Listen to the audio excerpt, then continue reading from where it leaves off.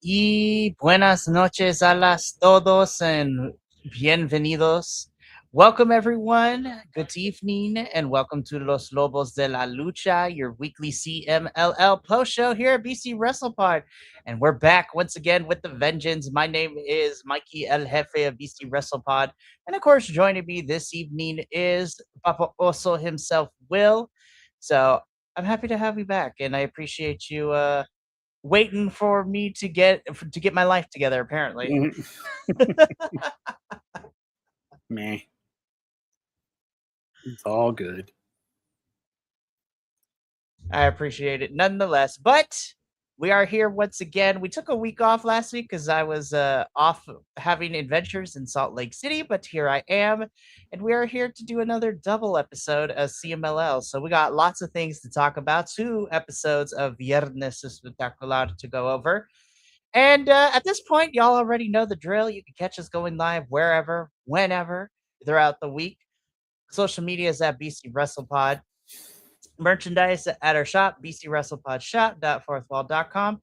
And if you want to donate to help pay for pay-per-views and stuff like that, we have a little coffee bot. So, yeah. So, alrighty. I'm not gonna waste no time because we got 2 shows worth of stuff to talk about. I'm gonna say this. It seems that every time we do a double header, like I don't know what's going on in the waters of CMLL, but we really be out here. There was so much name calling these 2 episodes between people, especially the Amazonas. I was like, ooh, I was like, the girls are really fighting, which I cannot wait to talk about it. I was just like, I love watching people get cursed out in Spanish. It's great. It really is. And we'll get into it, but there's just something about being cursed out in a foreign language that just makes it so, oh. Yeah. Agreed. So, yeah. And we're also going to talk about it. We had a lot of title changes these 2 episodes, too. So, we're going to get into all of that. So we're gonna kick things off. So we're gonna start with the Viernes Espectacular episode that took place on Friday, June 26th. So 2 weeks ago. And this particular show kicked off with a relevo sencillo match, a una caída, so 1 fall. Hijo del Pantera and Pantera Jr. taking on Infarto and Cerebro Negro Jr. I can't. First of all, this pink mask is just not doing it. I was like, all right, who let the gimp in? Like, yeah. I was like, that's unfortunate. Yeah, it really was. And unfortunately, for me personally, that kind of translated into the match. I was like, I didn't think it was bad, but I was just like, dang. I was like, I don't know what I expected. I know it's an opener, but I was like, I don't know how I feel about this one. Yeah.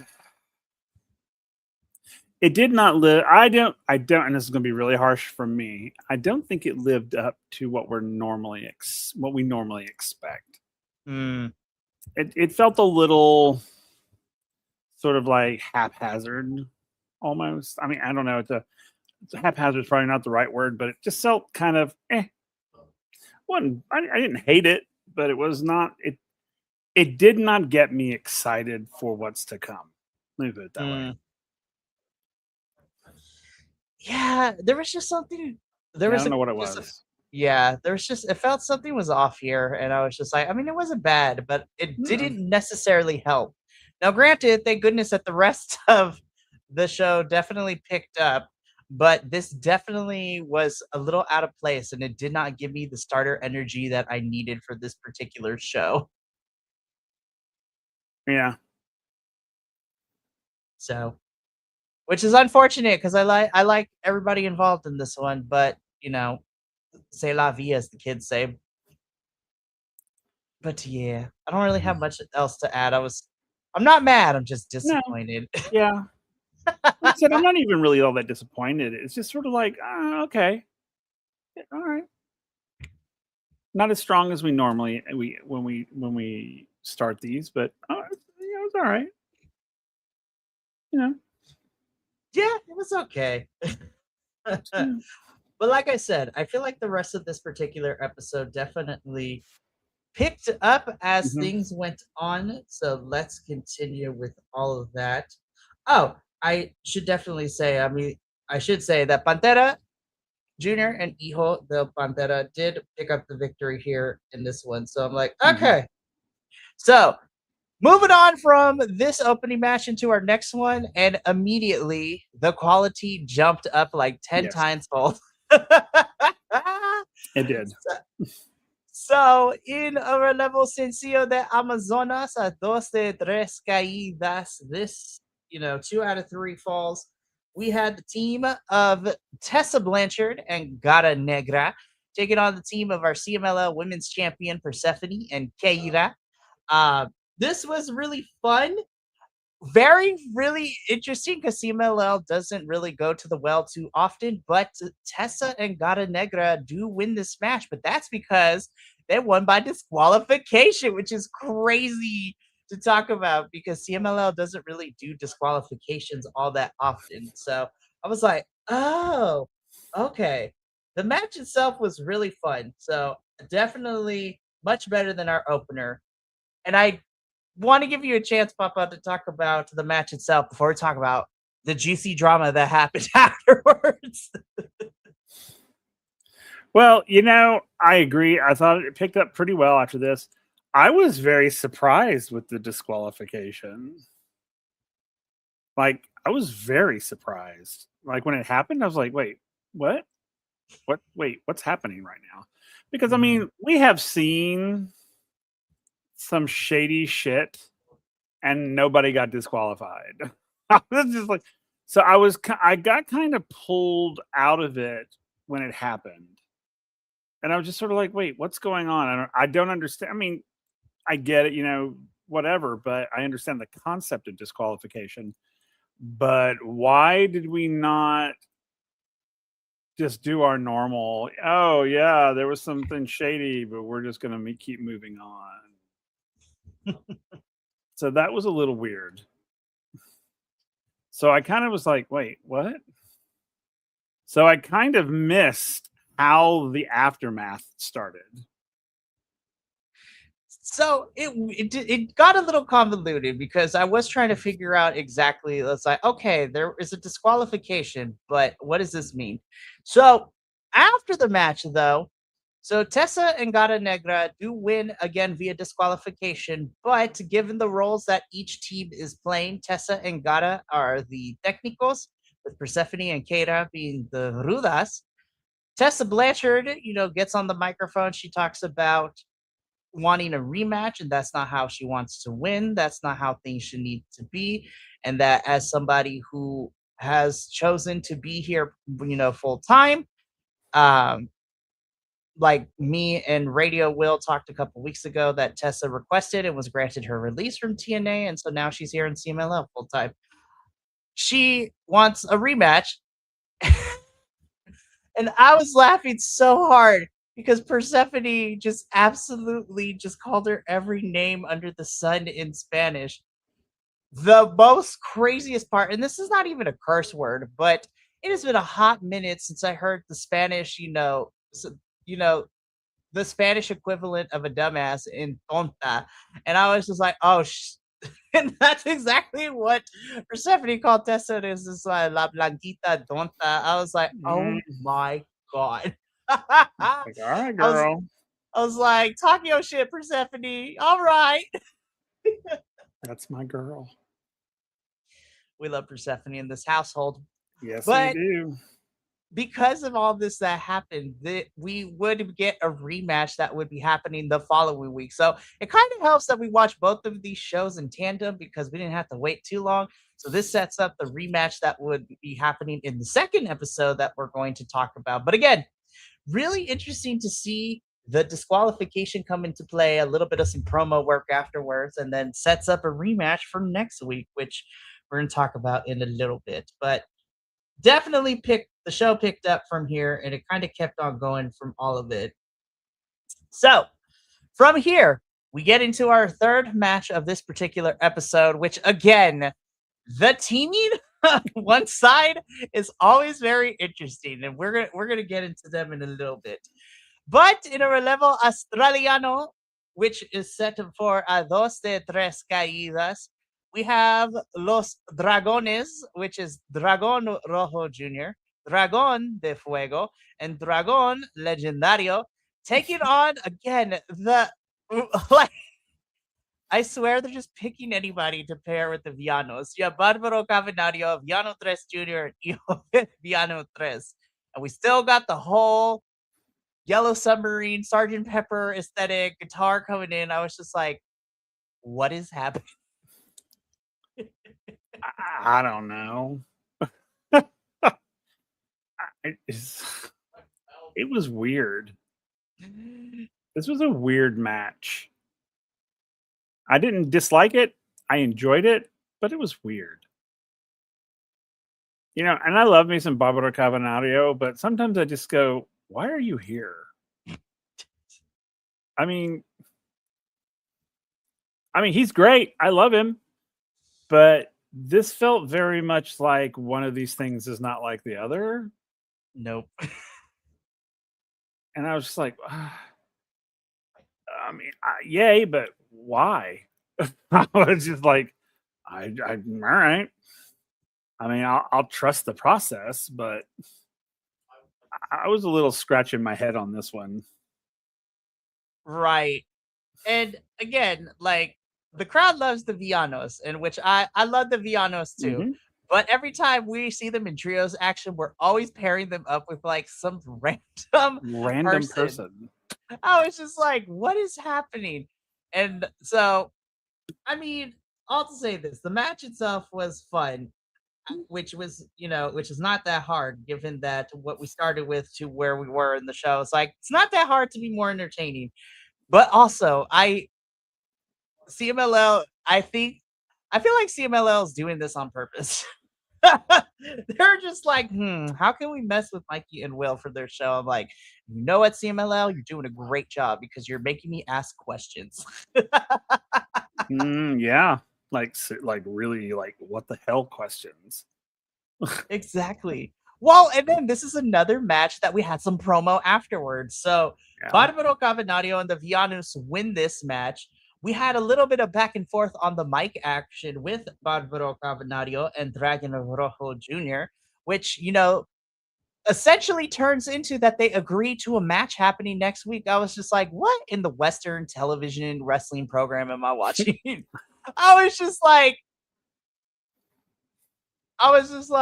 is there a television deal I don't know about? Because this feels very like TNA, NXT coded, where somebody talks, like we get a promo off and we get a match set for next week. I'm like, oh, okay. It's so weird.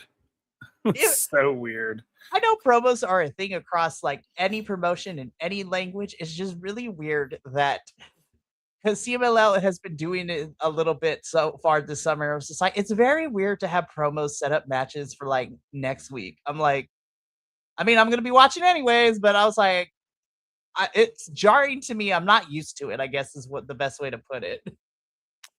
Yeah. Yeah, it's just weird. This particular episode was weird and it set up a lot of stuff. But after this match, we get back into the regular scheduled programming where it's just lucha libre flying bodies everywhere. Because in this particular match, in a relevo australiano, a dos de tres caídas, we have the team of Shelhua, Star Jr., and Star Black taking on Galeon Fantasma, which is Zandokan Jr., Defunto, and Furia Roja. And this was your standard CMLL affair. No promos, no setups, no disqualification, just lucha libre bodies flying everywhere. Yep. I was like, yes, something that I actually am familiar with. Yeah, I know. I was like, yeah, okay, all right. So now we're into it. I was like, okay. So I guess the first two were just warm ups. I don't know, but yeah, this was great. I love this. Of course, I love the Defunto. I love Defunto. We love our lucha zombie in this house. Yeah, I absolutely friggin' love Defunto. truly, I love him. So I enjoyed this match quite a bit. Oh, 100%. And again, this was your standard CMLL Friday show feel. Really great stuff. And Galeon Fantasma would pick up the victory for this one. And I was like, yes. Alrighty. We got 2 more matches to talk about. And this is where also some things happen because we get this tag team match set up. This is a relevo sencillo. This is Flip Gordon and Titan taking on the team of Volador Jr. and Hechicero, this match was also really great. I was like, I like seeing Flip Gordon on my TV, on my computer screen, TV screen, whatever, same thing. I like watching Flip. I like Titan. I like everybody involved in this match. Very dominant performance from Volador Jr. and Hechicero in this one. I was like, wow, and we're going to talk more about that in the second episode because I'm also not used to seeing, like, when we get these 2 out of 3 falls matches, I was like, oh, damn, it was a clean sweep. The other team didn't even get a chance to score. Yeah. I was like, oh, that's cool. I actually like that. But yeah, Volador Jr., Hechicero, like Titan and Flip Gordon, they definitely put up a fight, but damn, Volador and Hechicero dominated the majority of this match. They did. I was like, wow, all right. Which I was okay with because I love Volador Jr. and Hechicero. Mm-hmm. I mean, don't get me wrong, I love the other guys too, but I love when Volador Jr. and Hechicero are in the ring together. I just love the destruction they cause. It's just fantastic. Volador Jr., Hechicero, and Averno, you know chaos is about to ensue. So, speaking of Volador Jr. and Hechicero, their dominating performance helps them pick up the win. And again, promo time because Volador Jr. challenges Flip Gordon to a match for the CMLL World Historic Middleweight Championship. Flip Gordon's like, okay, let's do this tonight. And Volador Jr.'s like, nah, we're going to do it next week.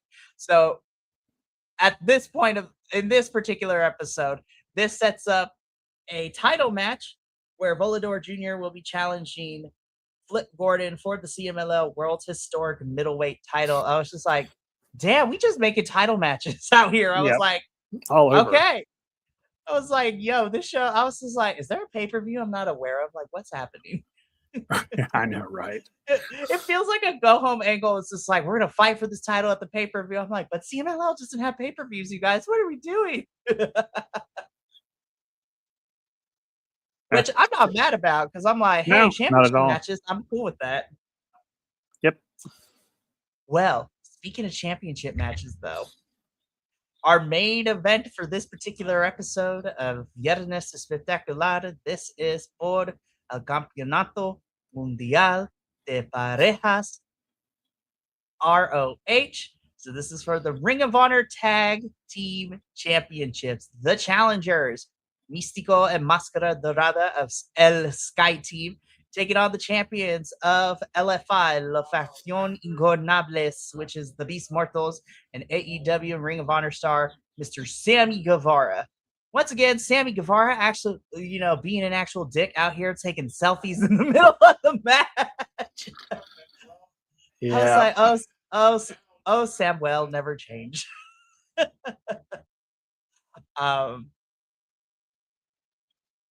This was actually, okay, so we talked about this a couple of weeks ago where the Villanos versus LFI for the ROH tag titles didn't mean anything because, one, we knew the Villanos weren't going to win. Number two, the stakes weren't there. It wasn't really built up to, oh, they actually have a shot.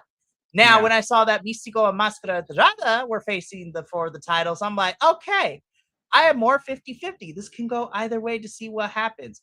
And sure enough, it did. We had an incredibly fun main event. And when the dust settled, Místico and Máscara Dorada are your new Ring of Honor Tag Team Champions, baby. I was like, woo! Místico out. And I want to point something out. So currently, Místico is holding 4 different championships across 4 different promotions in 4 different continents because Místico is the CMLL middleweight champion. He is now a Ring of Honor tag team champion with Máscara Dorada. He is a IWGP Junior Heavyweight champion, so that is the like cruiserweight division of New Japan's division. So like your high flyers. He is a tag team champion in Japan with El Desperado. And I believe he's also still MLW middleweight champion as well. So Místico is rocking 4 belts across 4 different continents. That is so funny. I swear, Místico doesn't know. The breaks do not exist for Místico. He is out here wrestling every chance he gets, like every day. Yeah. He's just go, go, go, go, go, go, go. Mm-hmm. I mean, I guess you kind of have to, being in his position. That's true. But yeah, go Místico. Yeah, and Sky Team, Máscara Dorada, Místico, Ring of Honor champions. I was like, woo! I was like, thank God. Now, because Místico and Máscara can actually travel to the United States, now we can actually put the Ring of Honor tag team titles back on Ring of Honor television. Yep. It's not Beast Morto's fault. Stupid visa issues. I'm telling you, visa issues are ruining wrestling. Thanks, current political administration. Yep.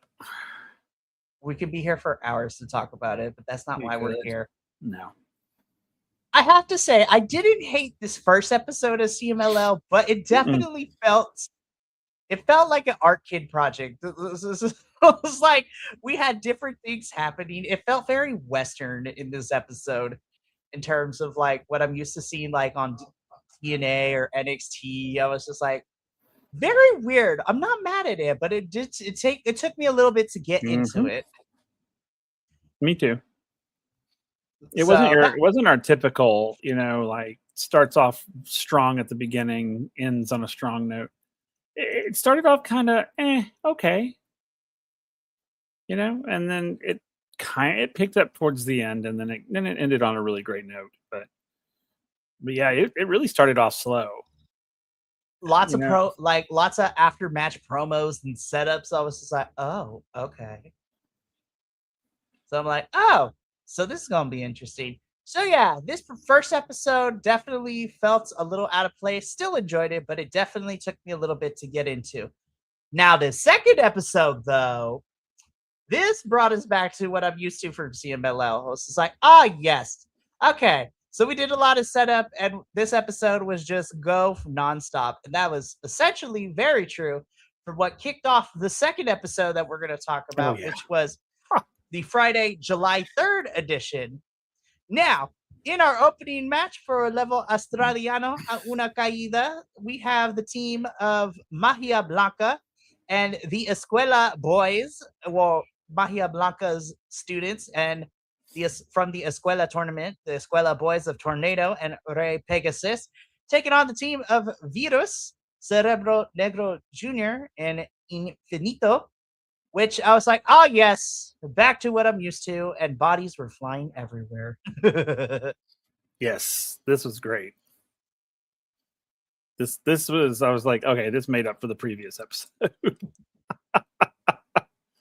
I was like, yes, this is what I live for. Give me this.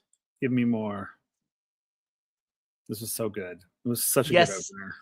Oh, absolutely. This is exactly what we needed.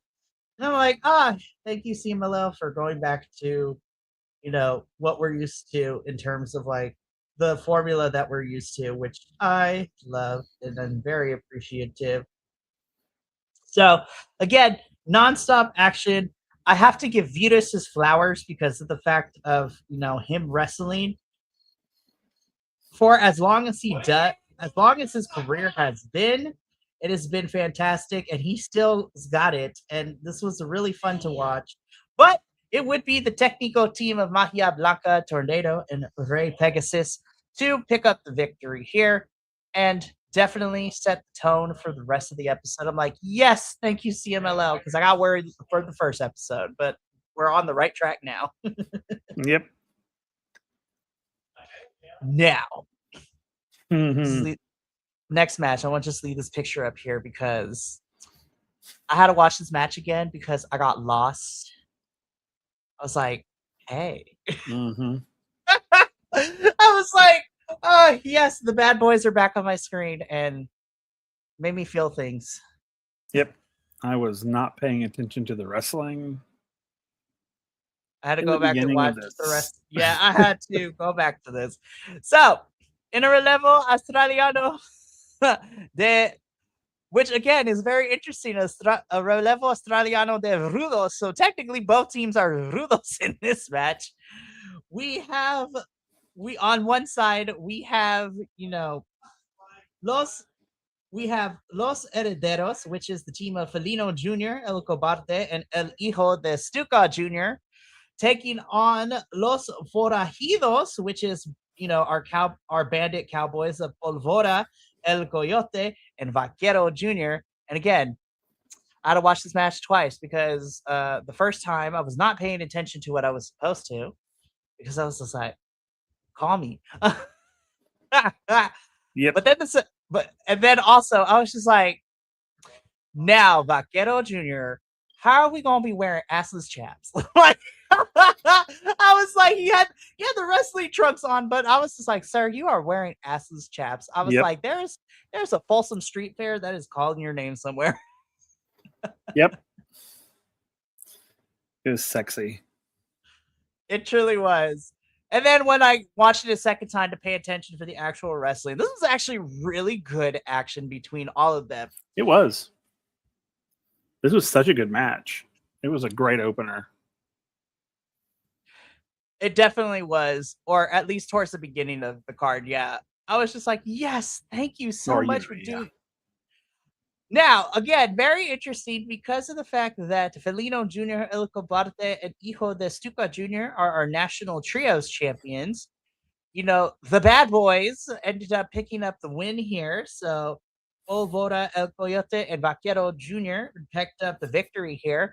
And they laid down the challenge for the National Trios Championships, and we're getting that match this Friday. So, will we see the bad boys become new national CMLL National Trios champions? Well, we're gonna have to find out. But the answer to that question is absolutely they should be, because then you give me a reason to stare at them more. So again, really, really fun match. Definitely kept the high energy going. Crowd was into this one. And it sets up a championship match for this Friday, which makes me really excited. So now we get into our third match of this second episode, which again, we just out here pairing anybody up at this point. But this is a continuation of what happened in the first episode, because we have a Relevo Sencillo, Dragon Rojo Jr. and Star Jr. taking on Barbaro Cavanario and Zandokan Jr. Now, Barbaro and Zandokan make more sense, though, to me, in my personal opinion, as a tag team, because they have paired up before. And so I'm like, okay, this makes more sense. Again, really fun match. Barbaro Cavanario and Zandokan, again, going back to what I said earlier in the first episode, like Barbaro and Zandokan just absolutely decimated the Dragon Rojo Jr. and Star Jr. I was like, yeah, they did. Damn. I was like, it wasn't even close. Oh, I agree. I was just like, dang.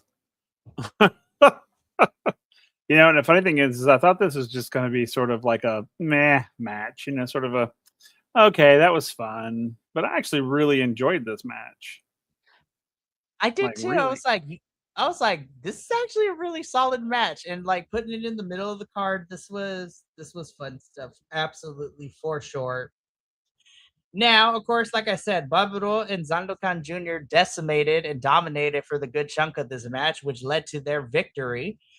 But again, we were not done, because Barbaro used the ropes as leverage to pick up the win for his team in this match.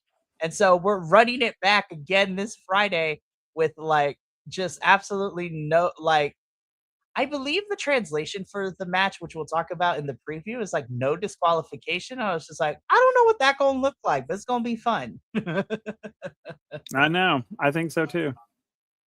So Now, CMLL, I have to give you kudos because normally when we get Amazonas action, we put it towards like the front of the card.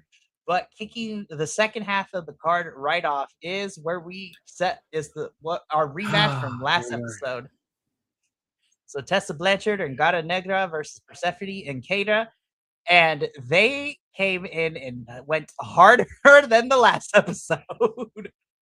You can feel, this truly was the girls are fighting. And I think one of them might be bleeding. Oh, you could feel it in this match. To me, it felt like two rival gangs going at each other. I was just like, dang. It was crazy.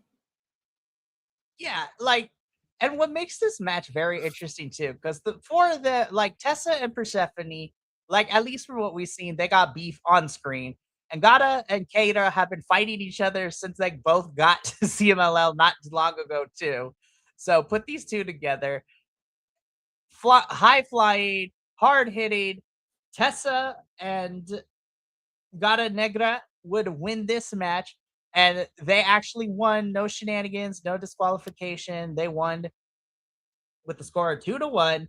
And because of this, Tessa challenges Persephone to a championship match for the future, and Persephone accepts. So at some point, we're going to be getting Tessa and Persephone for the CMLL Women's Championship. And I was like, ooh. Love. Yes. So down the line somewhere, we're going to get this match, and it should be a lot of fun. But the Amazonas definitely delivered for this one. One of the stronger matches of the second episode, which was really hard because I liked pretty much all the matches for the second episode. So, but the Amazonas brought it as they always do. But we kept the energy going and we kept the surprises rolling, because then we get into our fifth match of the evening, which is the aforementioned championship match for the World Historic Middleweight Championship. So Flip Gordon defending the title against Volador Jr. And I'm not even going to like dance around the issue. I'm gonna just get straight to it. Papa, also, we have a new historic middleweight champion as Volador Jr. is able to pick up the victory and defeat Flip Gordon and is our new champion. I'm like, yo, crazy. Yep. That was exciting. And I was actually very happy for Volador Jr. too. So I really enjoyed this. I'm trying to remember if it was the first episode or the second episode. I did keep my eye on Volador's ring gear, and I was just like, I think it was the first episode. I was just like, you're not necessarily wearing wrestling shorts, but it's also like, it's like a wrestling singlet, but like it doesn't go on the calves. It just looks like, I was just like, it's giving me Borat, and I don't know how I feel. Yeah. That is funny. I was like, I'm not going to complain though, because what I saw was great. I was like, yeah, it's very nice. Yeah. For sure. I was just like, oh, okay. Is that what we're going with? I'm not mad, but no, but I am happy for Volador Jr. So Volador holding a championship is going to be fun. And I'm excited to see where this goes. But yeah, him and Flip put on a hell of a match for this one. Oh, yeah. It was good. It was so good. So I'm excited to see what happens next for both of them. But this was a great one. And then again, crazier things happen too, because in our main event, we have, a traditional 3-on-3. This is a relevo australiano. So this is Místico and Máscara Dorada and Atlantis Senior, which I was like, now Atlantis, I love you, but like, what? I was like, so random. Mm-hmm. But I'm not mad because he definitely kept up with the kids.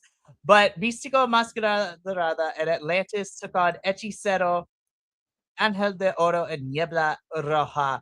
And the Rudos win, man. Like, Místico and Máscara Dorada ended up getting pinned in the final pin. I was like, oh. So that's interesting because we rarely see Mystico get pinned. Period. But like I was Yeah, you're like, not kidding. oh, I was like, oh, okay. And because Hechicero, Angel de Oro, and Niebla Roja win with Los Hermanos Chavez pinning Sky Team. They get on the microphone and they set up. They're challenging for the Ring of Honor tag team titles this upcoming Friday. I was just like, okay, this is kind of exciting. I'm here for this. Yeah, I agree. Like, keep me on my toes, CMLL. But this was a really fun main event. This had everything that I wanted. Again, you have high flying action. Atlantis Jr. showing him why he is a vet of the sport. Hechicero, like, just finding 15,000 ways to try to pin you and, like, break your back in the process. Yep. This was really fun. And honestly, I was like, this second episode for CMLL definitely was a return to form. I was like, yes, just give me the flips and we're good. Yeah. Indeed. So good. So, exactly. So, speaking of which, let's talk about what's coming up this Friday. So, just to give everyone a full spoiler, and Will knows this, but at the same time, this is the last time I promise for the rest of this summer and hopefully for the rest of this year. We will not be having a show next week because even though I'm not going as far away this time next week, I am turning in my adventure in Salt Lake City into being a camp recreation director for a whole entire week. So there will be no shows next Wednesday, which means when I come back from camp, we're gonna have another double episode. But I still want to cover and preview what's happening this upcoming Friday on CMLL because it is getting wild and crazy out here, y'all. Because we have some really fun matches set up for this upcoming Friday. So, on this upcoming episode of CMLL Viernes Espectacular, so we are specifically talking about the July the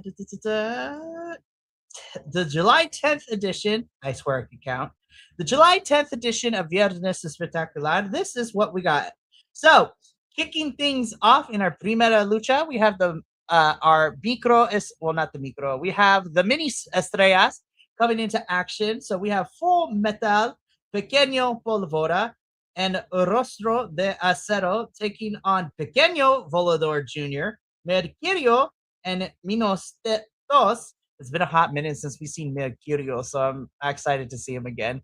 So that should be fun. Then in the Segunda Lucha, this is our first championship match of the evening, and it's por el Campeonato Nacional de Trios, so the National Trios Championships on the line. As Felino Jr., El Cobarde, and Hijo de Stuka Jr. will be defending the titles against, the hot boys of Polvora, El Coyote, and Vaquero Jr. So we'll see what happens here. Then, in the Tercera Lucha, in Sensacional Revancha, so I think that's like no DQ, Star Jr. and Dragon Rojo Jr. will be taking on Zandokan and Barbaro Cavernario, so no escapes, no nonsense, so this should be fun. Then, in our fourth match, in Evento Especial, we have our favorites, Templario, Titan, and Flip Gordon taking on Ultimo Guerrero, Volador Jr., and coming to us from MLW here in the States is Mr. Ikuru Kwan. So I'm excited to see him. And again, the Grand Prix is coming up in August, so we're just getting people coming and visiting, which is apparent in our Lucha semifinal match, which is touted as an Internacional Mano a Mano, so an international one-on-one competition between Blue Panther and AEW star Claudio Castagnoli. And then in the main event of the episode, for the Ring of Honor Tag Team Championships, Místico and Máscara Dorada will be defending the titles against Ángel de Oro and Niebla Roja. So, this is going to be some fun stuff, good action. It's going to be good. And we'll be covering this episode as well as the July 17th edition in 2 weeks. So, this is going to be fun. So that's going to be it for us here at Los Lobos de la Lucha. I'd like to thank everyone for staying up late with us as we had a bit of a late start. But I appreciate everybody here. But me and Papa also are going to get up on out of here so we can hang out for a little bit. So from all of us here at BC Wrestle Pod to you at home, remember, take care of yourself, love one another, stay biconic, and more importantly than anything, you always deserve to finish your story. We'll see you. Well, I'll see you Friday with Radio Will as we talk about TNA Slammiversary. But until then, sayonara, adios, and until next time, peace.